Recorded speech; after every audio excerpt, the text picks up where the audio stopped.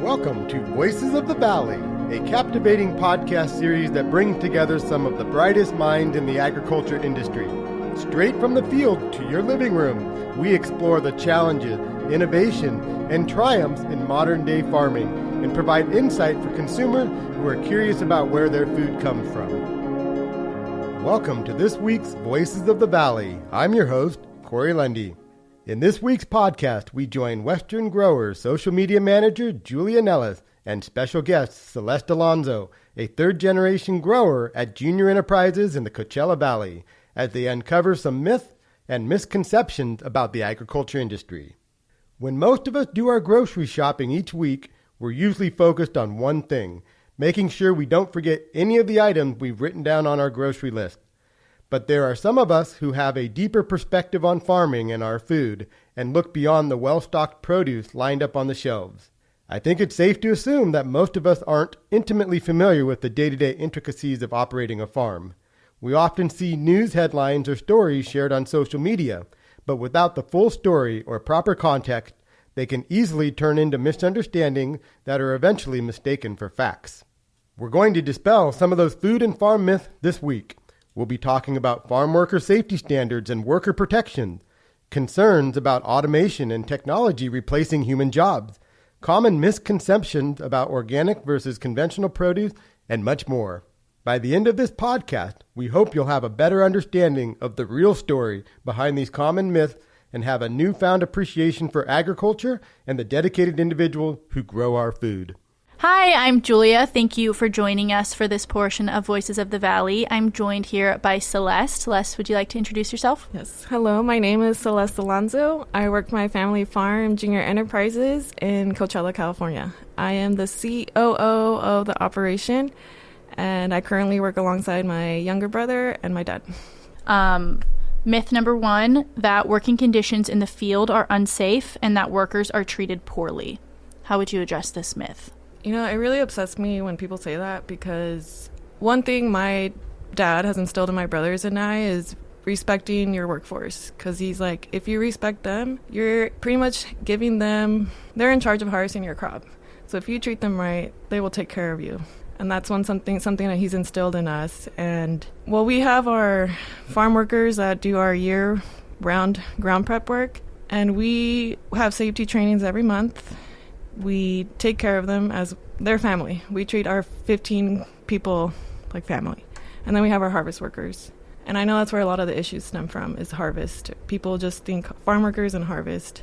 And I think one of the biggest things we need to separate is that growers hire farm labor contractors. And I know farmers pretty much have to be on top of the farm labor contractors, but at the end of the day, when it comes to safety, it's on the farm labor contractors. And we make an effort to go out to the fields. Well, we do during harvest. We go out and make sure that everything's right. We don't stay the whole time, but we make sure, for example, like our corn harvest, it's at night. Every worker needs to have a reflective jacket. You're at night, you don't want to get run over or hit by a tractor or anything like that. But in the end of the day, we put a lot of the trust in farm labor contractor, and we've had to change farm labor contractors because we've seen some that don't have the safety standards that we wish they would have. So we have to switch. And for example, for Thanksgiving, the California Farm Worker Foundation gave us food to give to all our harvest workers.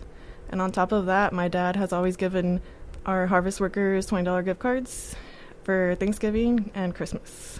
And for me, I think that's something beautiful because not only do they see that we care, but it's something that we could do for them and their families, especially during the holidays.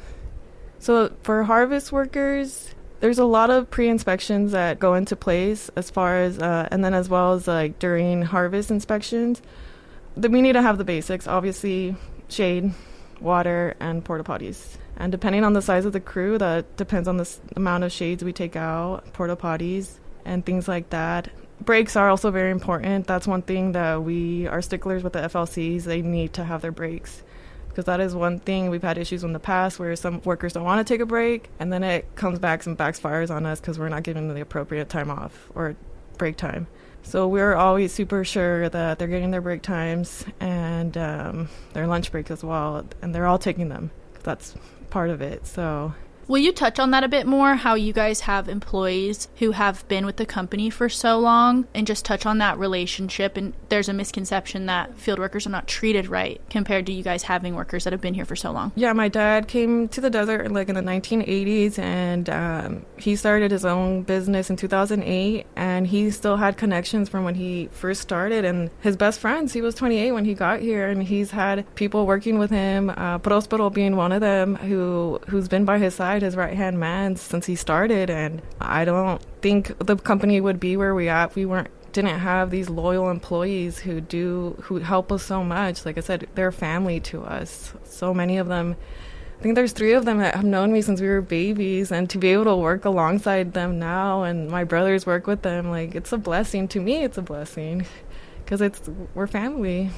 Myth number 2, that adding machines into the field leaves farm laborers out of work. As far as machinery in the fields, here in the desert, we haven't really fully grasped onto that yet, just because we don't have that much of a labor issue being so close to the border. But I could see why so many companies in Salinas and Northern California are using them, just because of the shortage or also the cost of getting labor out there. I know H2A is becoming more difficult, but as far here in the desert, we haven't incorporated too much, but it's getting to the point where we have to, just because, yeah, we are getting some people to do the work, but we can get the bodies, but they don't necessarily know how to do the job, if that makes sense.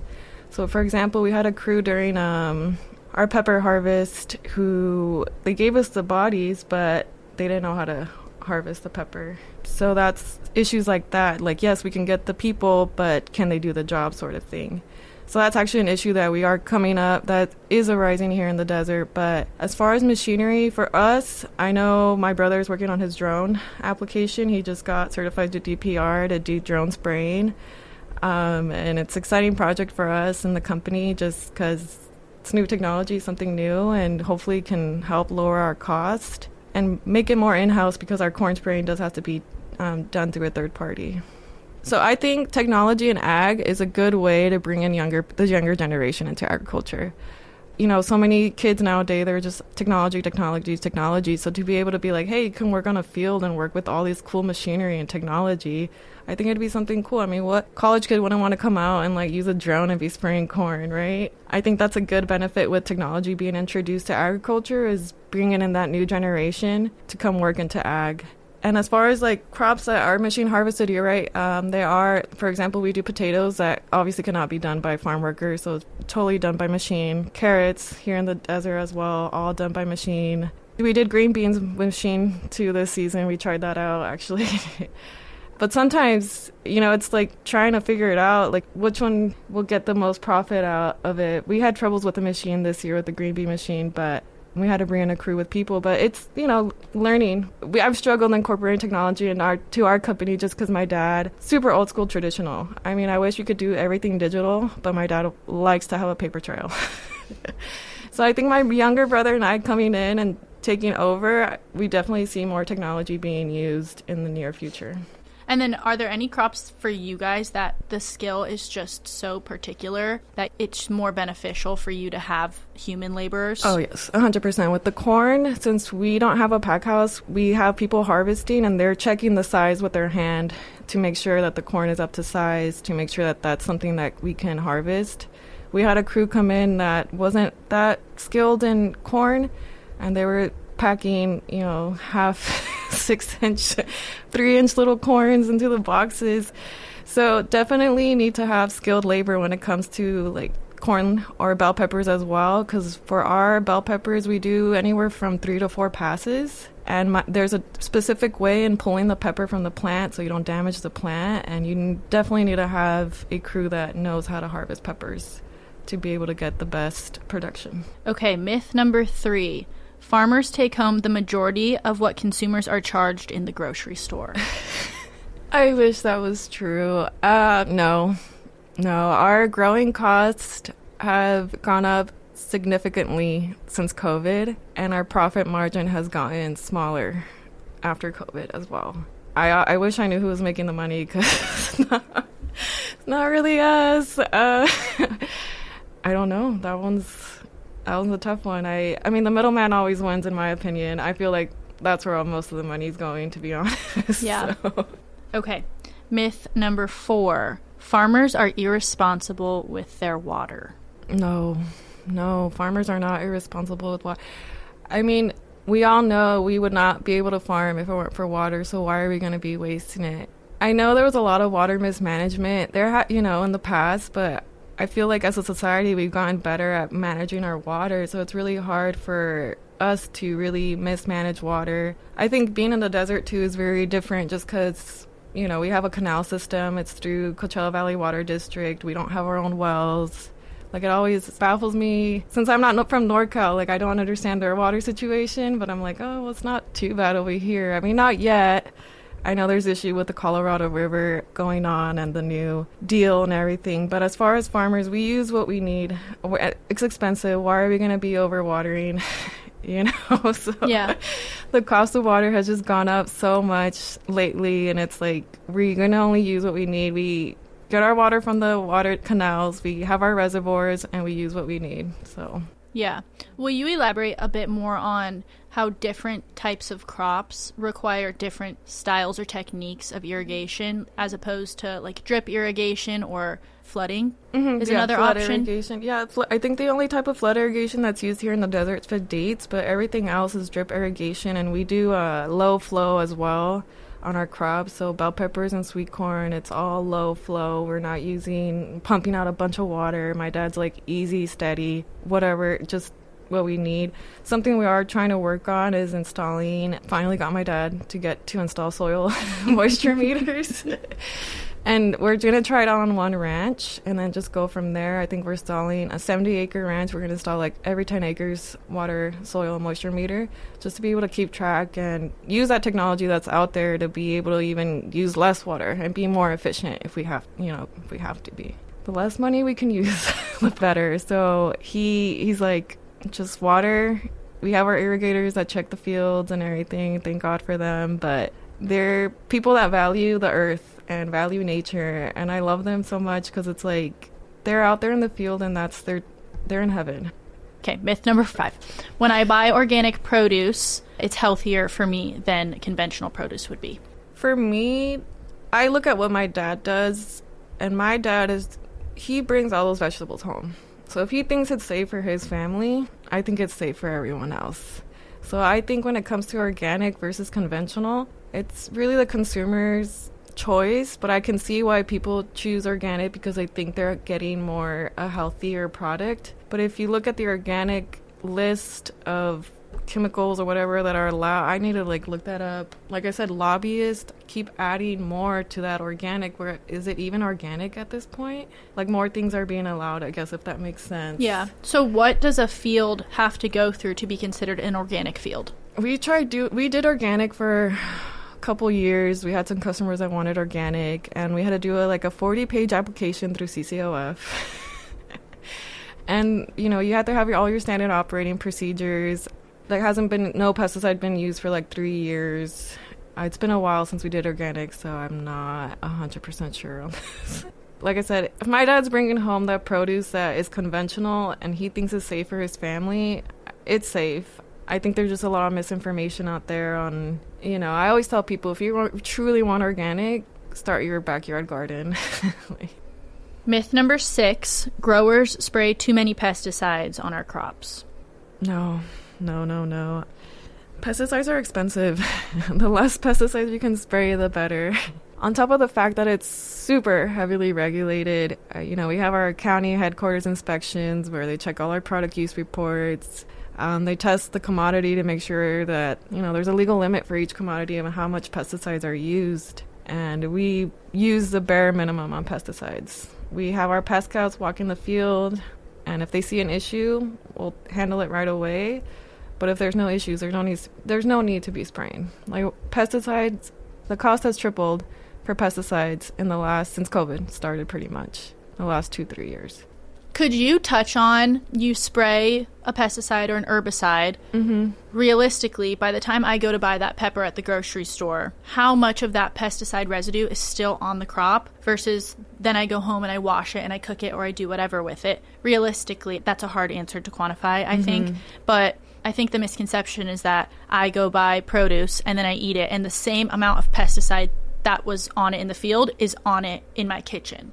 Yeah, no, there's no way, just because that pepper has traveled so far and has been through so much that it barely has any residue by the time it makes it to your table. Because, I mean, think about it. A lot of the spray is falling on the plant, too. It's not just necessarily the pepper. You know, it gets windy out there. A lot of it flies off. Or if it gets dirty, we have to wash the pepper. So a lot of the residue falls off when we clean the pepper and when we pack it. And I don't really think there's much left when it gets to the table. I mean, I think obviously everyone should wash their produce for sure. But like I said, my dad just picks produce from the field, throws it in his truck and brings it home. And my mom washes it and there's dinner. You know? Okay, myth number 7, herbicides and pesticides are the same thing. I can see why people get confused with the two. I mean, I feel like people think, oh, you're spraying to kill all these pests, but there's also weeds we have to manage, and that is where herbicides come in.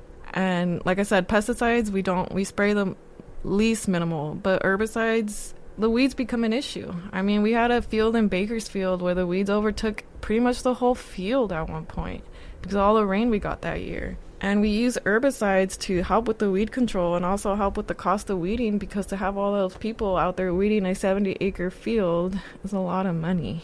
But like I said, it goes back to like the pesticide use. We use the bare minimum. That's why we have our PCA, pest control advisor, who, you know, has us on our pest scout, and they help us navigate through this whole herbicide pesticide. And that's why they're there too. You know, I think consumers need to know that there are people with that job that give farmers recommendations on what to spray, how much to spray, and the rate, etc. So what would produce look like for a consumer in the grocery store if farmers didn't utilize any sort of pesticide? It would be probably have holes from worm damage, bruised, not the right shape, maybe not the right size, and probably not that pretty like you see in the store. And I know as consumers we're, you know, taught, well, we're like, we want the pretty stuff. And that's what we've been like raised to see, is just pretty stuff. So it's like, if you bring in all this produce, they're going to be like, where did this come from? So if you want perfect produce, things need to be involved in your produce. I'm sorry. You could even argue, that without some sort of pesticide use, there would be less produce in the market. Yeah, there would. Because the fruit and veggies that are coming off of the field wouldn't pass inspections. Exactly, yeah. For example, our corn, we have to be spraying that almost every day or because of the worm damage. And in Mexico, we missed the spray and we lost 40 acres of corn because of worm damage. Wow. So yeah, there are some crops that are very susceptible to strawberries being one of them too. Just a lot of pests. I mean, can you blame the little pests? They just want to eat. But yeah, I have friends that are pest scouts, and they post on their social where they just like tapping the plant. And you see all these little bugs come out of it. And he's like, there you go. There's this. This can do this. Spider mite. Just so many type of different pests out there that can mess up your crop. Yeah. And I know, especially you mentioned how expensive pesticides are. It wouldn't be feasible for you guys to invest in buying these expensive pesticides if you did not need to use them. Exactly. So that thought process of, well, there doesn't need to be anything on my crop or on my produce when I buy it is just not accurate. No. Like, we're only using herbicides or pesticides when needed. We're not just going out into the field and doing it because maybe today should be a good day to do that. No, we're doing it because we found an issue and it needs to be resolved before we lose the whole crop. Yeah. Okay, myth. The majority of farms in the United States are big ag and owned by big corporations, and a very small amount of farms are family-owned. False. As far as I know, all the companies I've been in contact, all of them are family-owned. I haven't met any corporation out here in the desert or in California who has taken over farming. Well, in my opinion, when I think of big ag, I think of the Midwest, all the corn and soybean. Massive amount down there. But as far as I wouldn't consider what we see in California, in my opinion, as big ag, because a lot of it's just family farms who've been farming for generations, 3-4 generations. And I mean, as a family farm, I mean, we're expanding, so we're only been in the business 15 years, so I can see why family farms have been in business for 100 years are the size they are. Like, why wouldn't you expand as a family farm? That doesn't mean we're big ag. And we've had an issue here in the desert where I wanted to sell at farmers markets, but I was denied because I was considered big ag because we grow a large amount of produce here in the desert, over 100 acres. So they're bringing in people from the mountains. I don't even know where they're bringing it from. And the Hemet area that are, you know, quote unquote small farms. But it's like, if it's a farmer's market, you know, in the desert, shouldn't we be showcasing our produce? So it really baffles me. But at the end of the day, we're a family farm, and Western growers, family farms. And I've learned so much from the bigger companies in Western growers where I'm like, I'm not saying I'm going to be in business 100 years, but if I can get there one day, that'd be awesome. But to be able to be a small business and be able to learn from other families who have been in the business way longer, to me, that's a blessing. Why wouldn't I want to learn from other family farms? I just feel like there's a big misconception. I think a lot of it comes from social media on what big ag is and what agriculture is. And I hope this podcast can shed some light on the true meaning of farming. Thanks for listening to this week's Voices of the Valley. Today's episode was produced by Julia Nellis. We'd like to give a huge thanks to Celeste Alonzo for joining us this week and generously sharing her expertise to help us dispel some of the common misconceptions about food and farming. We have a lot more in store for this season of Voices of the Valley, so make sure you tune in each week and join us as we learn more about farming and our food system with some of the most well-respected experts in the industry. If you enjoyed our podcast today, be sure to follow us on X, formerly Twitter, and leave a comment and let us know your thoughts. You can find us at our handle at Western Growers. Come join the conversation for a chance to win prizes. That does it for this week's Voices of the Valley. I'm Corey Lundy signing off. See you next week.